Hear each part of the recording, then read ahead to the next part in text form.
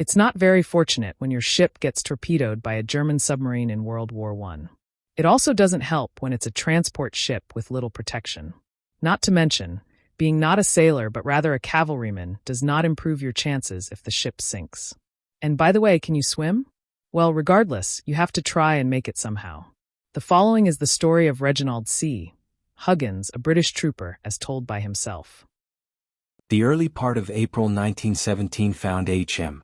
Transport Arcadian, as she then was, with a full complement of cannon fodder, pushing her nose through the gray seas in the direction of the eastern theaters of war, Salonika and Palestine.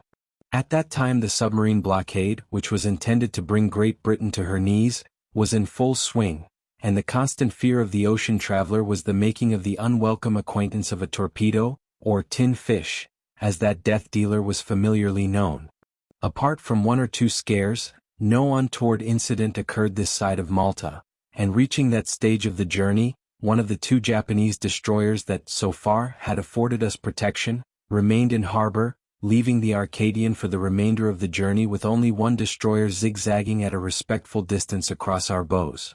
The Japanese destroyer brought us, after days and nights of steaming, within sight of the African coast. This was the scene of our first brush with the enemy. A submarine had been spotted, and with the destroyer circling around at full speed, belching out the while a thick black smoke screen, we raced as fast as the engines would turn over, to a place of comparative safety, that being a small river on the north coast of Africa. There we were literally bottled up for 3 days together with another crowded transport, while our underwater foe patrolled the river's mouth waiting and watching for us to come out. Upon the morning of the third day, the other transport set out only to return in the early afternoon in a sinking condition. After that, we were not too optimistic as to our chances, but in the early evening the Arcadian directed her nose seawards once more, steaming out into the open without mishap. Our Japanese friends, of course, still playing the part of protector. Arrived at Salonika, the troops intended for that front disembarked, and, under cover of darkness, we of the Egyptian contingent put forth to sea bound for Alexandria.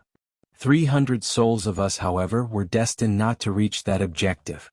Through the night we sped on our way down the Aegean archipelago, and the following evening, a Sunday, saw our real encounter with the U-boat that had dogged us so relentlessly.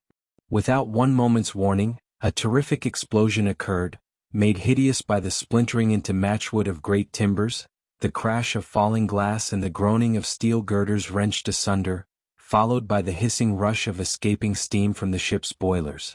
Nobody needed enlightening as to the fact that the old Arcadian, which had so often completed the eastern trip, had received a blighty one, and was shortly due for Davy Jones's locker. If doubts existed, these were soon dispelled, since having given one convulsive shudder from end to end, the great ship began to settle down on her port side with the loose deck paraphernalia slithering about in all directions and dropping into the sea. To get away easier, I discarded my military boots and donned a lifebelt. On reaching the side of the ship and peering over, one of the two small boats which had survived the explosion was to be seen putting away full to overflowing with men. Nothing else remained but to make the descent into the sea by a rope conveniently to hand, and this I attempted. Unfortunately, my equilibrium on the ship's rail was disturbed by someone in great haste to be among the rescued, and falling, my arm became jammed at the wrist between two steel uprights employed as supports. For moments that seemed long years, I was dangling from the side of the rapidly sinking Arcadian, but was rescued just in time from that perilous position by two comrades, one easing my weight from underneath the shoulders while the other wrenched the caught arm from the fixture. I do not know the identity of my rescuers to this day. Seizing the means of escape, I shinned quickly down into the sea, my hands suffering badly from rope burns, and was surprised to find the water comfortably warm. My attire consisted of trousers, shirt and socks. The life belt, I found, supported my body so that my head from the chin was above water, and I looked about me taking in the seascape. Being a non-swimmer at that time, I was unable to get clear of the ship, and her enormous bulk seemed likely to topple over upon me at any moment, supposing I was not sucked down one of the huge funnels by the inrush of water. That actually did happen to our chaplain. He was subsequently vomited out again like a rocket and suffered no ill effects, when the water charging up against the heated boilers caused an explosion. Having read about the vortex a sinking vessel will make, I was ruminating on my chances as a survivor. The suspense, fortunately, was brief. For a moment or two the Arcadian partly righted on her keel, and then with much hissing of escaping steam and explosions from the boiler rooms, she slid forever out of sight of human eyes, carrying with her hundreds of troops and her own crew caught like rats on the lower decks. Within 3 minutes, official Admiralty time, from the time that she was struck all that remained of the ship was bits of floating wreckage. It is difficult to describe my sensations during the minute or so following. Down and still further down, I was dragged by the suction till it seemed that I must soon touch bottom.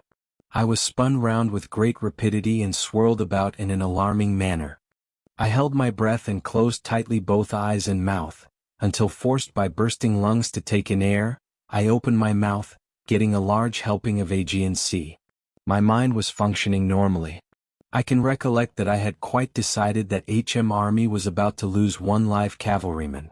And though I cannot justly claim to being more courageous than my neighbor, it is curious that having made up my mind that my name would shortly appear in the casualty lists, I was not the least bit afraid.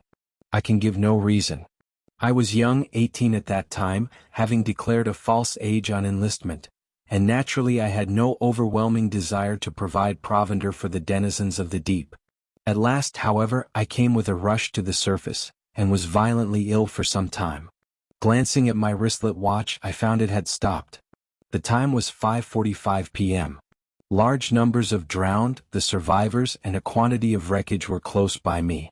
After desperate efforts to propel myself through the water, I gave up in despair, finding that no headway was being made. That fact, however, was of no importance, as only miles of ocean waste stretched around. The sun now was lowered on the horizon, the sea became chilly and turbulent. The heads of the survivors by this time were dotted about with great distances between, they having drifted with the wind and the currents.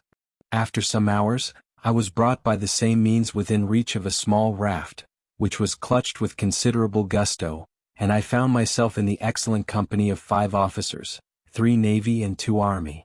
Only an occasional word was spoken.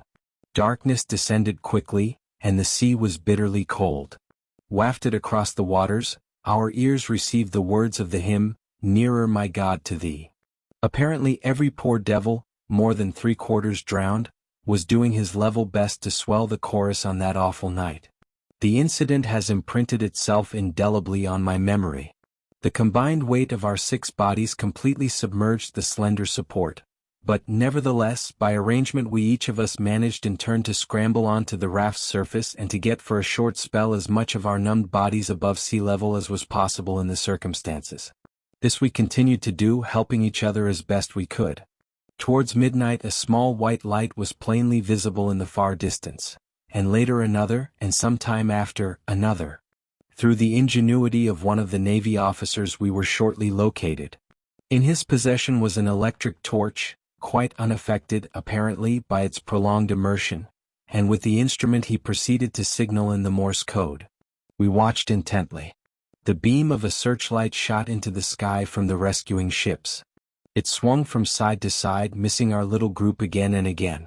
Eventually, however, it found its mark. Then quickly the lantern shut down to allow of a message to be flashed out. Slowly this was read to us by our friend with the torch. "We'll pick you up soon as possible with other survivors." Utter blackness again and another long waiting, this time however with a hope. At last there came stealing upon us the tall black bows of a ship. The Q ship Redbreast she was. Voices hailed us from the deck. She drew swiftly alongside and dropped a rope ladder. Down this came a couple of men who heaved us up. A basin of piping hot grog, a belaboring with rough towels, a berth with an abundant supply of blankets, and to bed. I hope you enjoyed. Until next time.